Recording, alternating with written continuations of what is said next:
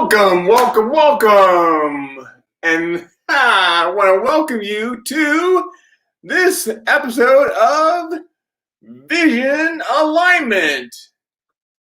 And I am going to tell you that we have got a great show lined up for you today and a great show lined up for you in the future because, we've got so much going on. I'll tell you, right now there is a lot going on in the world. The whole election is hopefully behind us. We'll see how things go, but I think we've got that nailed down. But I'm going to tell you that we have a lot going on with Vision Alignment because we're looking for a co-host, and we have a couple of people that have stepped up, a few people that have stepped up and said that they would be willing to be the co-host, and they would love to be the co-host because why wouldn't you want to be the co-host? So excited to have the different people coming on today. And we're going to be talking to them about how they would be a part of Vision Alignment and just continue to have conversations about all we're doing here because all we do is we help people to embrace their own personal blindness to achieve a greater vision for their lives. Now, for me, I'm working on my slurring of words. So sometimes I slur my words, and I don't want to do that. So if you catch me slurring my words, I want you to point it out. Say, hey, Brian, you're slurring your words.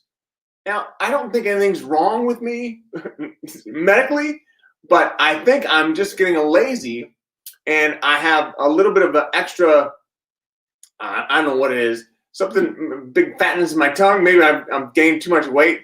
My COVID-19 has taken over. But I think that all of what we're doing here is hopefully not slurring your words. It's not slurring your thoughts about how you can achieve a greater vision for your life, because that's what we want to do. So had a great weekend last weekend. We had so much going on with we had a big wedding. My one of my nephews, I have 25 nephews, so he got married to his fiance, of course. Her name was Ashley, and they had a beautiful wedding at a golf course here near us in Columbus. And then Sunday we went and saw, after we went to church, we went and saw my youngest son at college and got to take him lunch and had a nice little meal with him and just hung out for a little bit. But I'm here to tell you that there is so much to be gained for sharing those relationships with people that you have you've invested in. So you want to make sure that you don't lose those relationships, because obviously with our son, we're not going to lose that relationship. We have a great relationship with our kids because our kids they're all pretty awesome. But understand that even other relationships that you have, that you've invested in, that you want to make sure you continue on with them and continue to invest in those relationships, because that is going to allow those people to understand the amount of care that you have for them. But it's also going to mean a lot to you, because you're going to begin to just embrace the fact that you have something that they like or they need or they want. And if you can let them have that, it's going to make your life so much better, because they're going to feel so much differently about you, and it's going to make you feel differently. So not only are you improving their lives, but you're also improving your own. So I want to encourage you today to think about how you can invest in someone else. Think about how there's maybe one person that's out there that you know of. Let's do this. Let's take a challenge. Let's think about that one person that you have that you need to invest in. Maybe it's a new relationship. Maybe it's somebody that you haven't been thinking about lately a lot, but they're in the back of your mind. So who is it that you have that you need to invest in? And investing in could mean making a phone call. It might mean having a different conversation with them. And when I say different conversation, I mean a deeper conversation. So my friend Mary, she is all about deep conversations. And I love her because she Well, sit and she'll talk to you and nothing else will matter. Nothing, she can't hear anything else. Nothing else going on. It's all about you and what you have going on in your world. So I want to encourage you to think about who you can invest in. Invest in a deep relationship. So I want you to tell me about it. And if you would, tell me about it here in your comments today, that would be great. If you're listening to this live, put in the hashtag live. If you're listening to it on replay, put in the hashtag replay. So let's see who we have on. Oh, we have Eric Bam on today. Good morning, Eric. You're awesome. I love you, man. Very cool having you on. I appreciate you.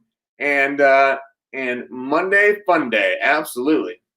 Giving people validation is powerful. So I agree with that 100%, Eric. So let's see how we can make other people's lives better. Just one. I want you to just focus on one person. Who is it, the one person that you need to concentrate on today and make their life better? I'm going to challenge you, and I want to hear back from you. Put it in your comments now or when you're listening on replay. And when you're listening, no matter what, let me know where you're calling in from. And that would be great because we need to know who is in a part of this community that we have. So I want to make sure that whatever you do, you are investing in other people. And that's probably the most important thing, is to understand how important it is to invest in other people. And that doesn't mean you have to buy something from them, but it might. But I'll tell you, investing in other people, it changes everything, because it just changes everything. I want to make sure that you understand investing in other people is really the most important thing you probably can do. Because when you invest in other people and you don't expect anything back, everything changes. All the rules change. So going about today, think about how you can invest in someone else and do that. Now, I would say that my investing in other people has been one of those things where it kind of comes and goes.